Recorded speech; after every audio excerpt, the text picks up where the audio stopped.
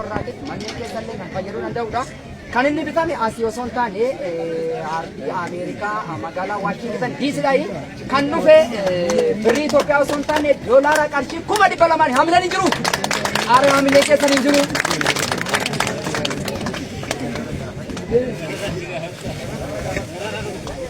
Inni kun immoo qamisii jedhama. Hundi keessan hin beektu jedhee yaada. Kuni kan meeshaa biyya keessatti oomishame osoo hin taane meeshaa biyya alaatiitti oomishamedha. Ardii Arab Imireetii keessaa biyya Saawud Arabiyaa irraa kan dhufe xiyyaaraan kunillee kan dhufe doolaaraan birrii Itoophiyaa osoo hin taane qarshii doolaara qarshii 300,000 kan dhufe hamileen hin jiru.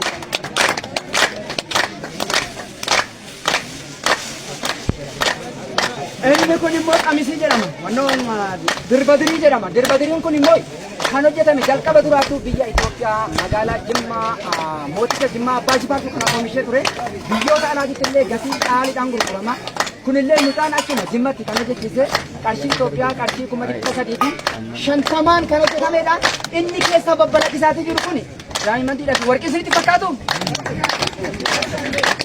Isa kanaadha. Inni kun kooti jedhama kan gubbaarraan uffatamudha. Qamisii gubbaarraan uffatama. Kunillee kan dhufe biyya Chaayinaatti kan hojjetamee dhufedha. Warshaa biyya Chaayinaatti kan hojjetame. Waan biyya kanaa hin fakkaatu.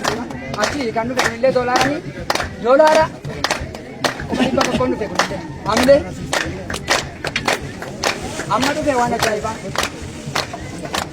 Inni kun shaashii jedhama. Akka shaashiitti sin tajaajila, akka shaarbitti sin tajaajila. Inni keessaa mul'achaa jiru kun meerkurii. Meerkuriin immoo hamma akka qaalii ta'e ni beekna. Inni keessaa kan qabannoo tajaajilaa jiru meerkurii. Kun immoo kan hojjetame biyya Israa'elitti hanqafa qaroominaa kan taate. Doolaara Ameerikaa qarshii 300,000 kan dhufe hamilee. Haaya hamileen keessan hin jiru.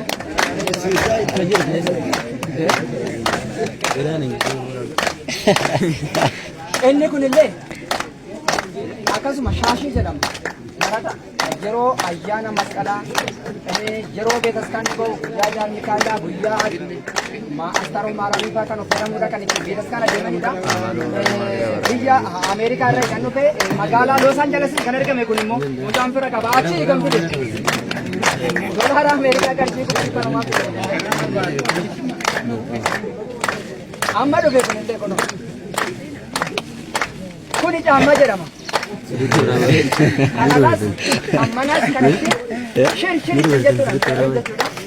Inni asirraa argamaa jiru kun daa'imantiidha. Warqii osoo hin taane warqii fakkaata garuu daa'imantiidha kan asirra jiru kun. Kunillee kan dhufe alaayi. Ardii Awurooppatti kan ergame doolaara Ameerikaa 350 ergame kunillee. Ajaa'iba. Inni kunis akkasuma amma isa taakkoo jedhamu sana isa asfaaltii gubbaarra labbi yookiin immoo seeraamishee gubbaarratti qash gochaa deemudha. Kunillee inni gubbaarra dalagisaa jiru kun hidhannoo isaa warqiidhaan kan faayamedha. Kunillee kan dhufe achuma alaayi. Egaa biyyi keenya akkuma beekamu meeshaa dheedhii garas ta'e malee meeshaa bichaataa kan hin ergu. Dheedhuma keenya achii garas shaakkisoodha fi wallagga irraa deemne warqiin achuma immoo hojjetamee nuu deebi'e kun asirratti. Doolaara Ameerikaa 450 dhufe hamileen jiru.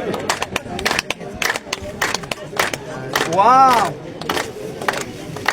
Inni kun immoo boorsaa jedhama yookaan immoo boorsaa moobaayilota, birriilee wantoota garaagaraa kan keessa godhatu. Inni hidhannoon kun ilaaltu miti kan koopariidhaan marfamee jira. Koopariin immoo amma bakka qaalii ta'e beektu hundi keessan iyyuu. Koopariidha kun immoo fannaa jiru kun fannaan isaa jechuudha. Sibiila isinitti mul'achaa jira miti. Kunillee kan dhufe achuma. Chaayinaa irraa ergame doolaara Ameerikaa qarshii 250 dhufe hamileen hin jiru. Kanaadha mucaan waan hambifates hin qabu waan itti hambises hin qabu. Yoo kan das hin jiru ta'e mee yoo tokko hamilee kennaaf hime. Walumaa dubartii yaa horan walitti yaa horan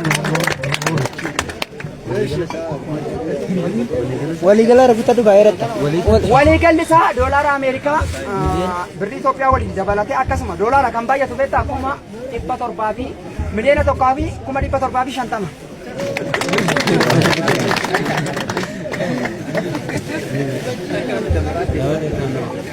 Anak kata baca warna mana? Jera mana?